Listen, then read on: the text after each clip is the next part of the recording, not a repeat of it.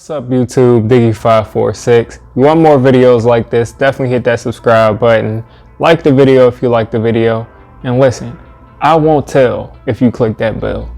But let's go ahead and get into it. So tomorrow, Tuesday, I think tonight actually the NBA playoffs start, but we're not here for just the NBA playoffs, we're here for the Lakers. So game one, Blazers against the Lakers is gonna start, and we're not coming off of a good bubble performance, but we did what we needed to do. We beat the Clippers. We locked down that #1 seed. And I think this series is going to be a pretty easy series for us. Damian Lillard and CJ have been hot. Gary Trent Jr., I'm pretty sure, he's been hot. So their backcourt, as always, is going crazy. They'll probably get about 50 to 60 points a game, if they're on, but they've been known to not be on lately. As far as the playoffs, the last couple of years, they've been known to just disappear.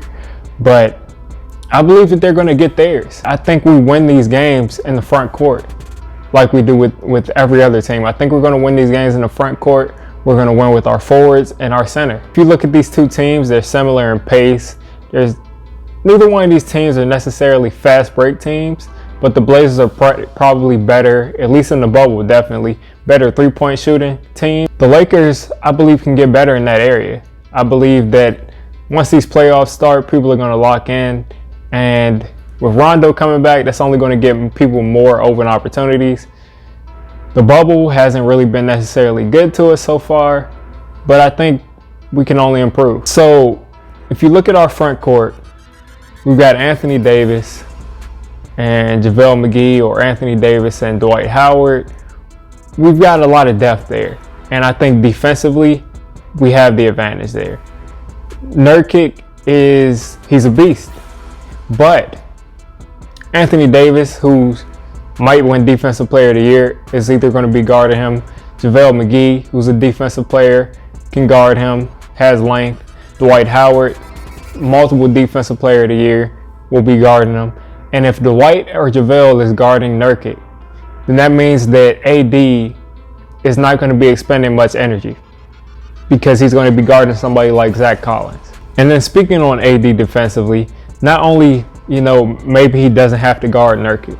Maybe he's guarding Zach Collins, which, gives him more offensive energy because he's not going to be working as hard on the defensive end.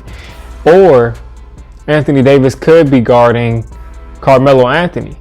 And if he's guarding Melo, then LeBron is guarding somebody else that doesn't really, he's guarding Zach Collins. So we have a lot of ability to switch, and that's how this team was put together, to be able to switch everything. All of our players, besides, JaVale, of course, JaVale and Anthony Davis, you don't really want them guarding Damian Lillard and CJ McCollum, but as far as 3, 4, 5, Anthony Davis is guarding that. And as far as, the 4 and the 5, Dwight and JaVale can handle that. I think that's our advantage in the front court. And then once you bring LeBron, his only defensive challenge would be Melo.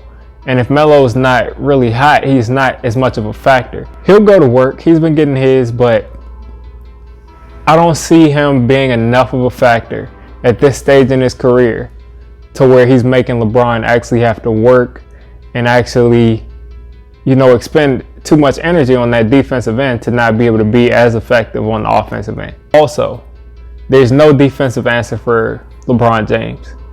There's no defensive answer for Anthony Davis. Nurkic, he's not guarding Anthony Davis. Zach Collins isn't going to be able to guard him. So there's no real answer for that. We've also got Rondo coming back, which is a plus. I'm not sure if he's going to play the first game, but I'm sure he'll be back sometime this series. He's just finishing up his quarantine this morning. And with Rondo back, more shots will be open. But with the downside to Rondo is if he's going to be guarding Damian Lillard and CJ McCollum, that's going to be an issue because he's a defensive liability. But playoff Rondo is real. So maybe he'll get some steals. Maybe he'll have a couple of great games for us, especially in these first couple of series, because LeBron is getting older and you can't really push him, like this was 5 years ago.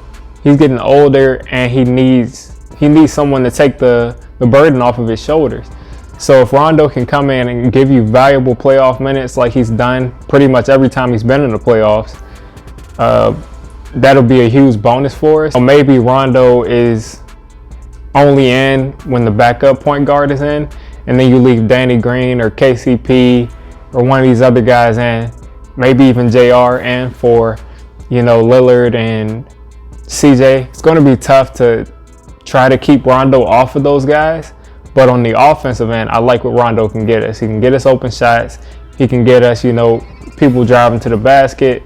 He can kick out. He can get his own points. That'll be a pretty good addition to get back. Of course, we wish we had Avery Bradley. That'd be a huge boost. But we got to work with what we got. And I think we have enough defenders in the backcourt to at least, limit Dame and CJ. So our shooting has been awful. It's been 25% from 3 and like 39% overall. LeBron has been shooting like 28% from 3. It's been pretty bad. We need, in order to win this series and in order to win future series, we need to be able to shoot the ball better, period.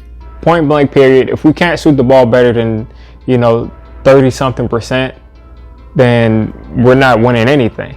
As far as what we need Kyle Kuzma to have more games like he had that game that he hit the game winner.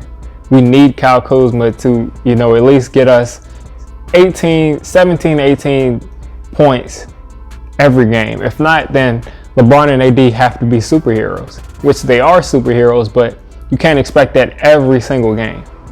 But we need Kuz, to get us 18 a game, at least.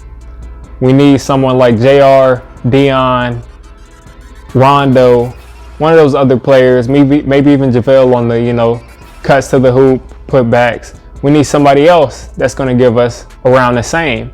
That doesn't have to always be the same player, but I'm expecting Kyle Kuzma. If you want to be the person, you're going to have to consistently be 17 to 18 a game.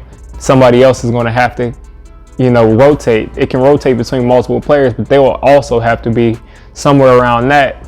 Some maybe a little bit lower, maybe a little bit higher, but that's what that's going to have to be. We're going to need that consistently. We need to be able to shoot the 3 better. We get so many open looks from 3. Quinn Cook is a great 3-point shooter, but he's been in a slump. KCP can hit some 3s. Waiters has been known to hit some 3s and get hot. JR, the same thing. So we need these guys to hit these wide open shots. If we can't do that, we won't be able to win. The Blazers are the A seed for a reason.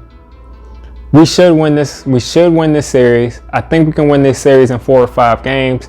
If what I said happens, if we can shoot the ball better, if we can, I don't really think there's much issues with our defense, but if we can shoot the ball better, knock down those wide open shots, if we can get Kyle Kuzma to play consistently, then I think we should be okay. 4 to 5 games should be a fun series. Let me know what you think in the comments. Who's going to win how many games? Thank you, 546. I'm out.